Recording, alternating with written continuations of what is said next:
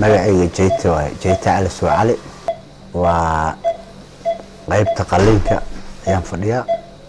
marka waan ku faraxsanahay walaal wixii dibadda loo aadi jiray in maaragtay wadanka noon keeno waan ku faraxsan waana maasan yahay ninkii noo keenay halkan waana maasan yahay boqolkiiba qalliin la sameeyay hore waa u arkay oo ku fiicnaaday oo ilmo ku dhalay waan arkay oo ku aan ahayn oo laba ahayn aan soo jeediyay ilaahay khayr ha siiyo ilaahay khayr badan ha siiyo waxyaabo ay dadka u qabanayaan Soomaalidana waa fiican yihiin ilaahay khayr ha siiyo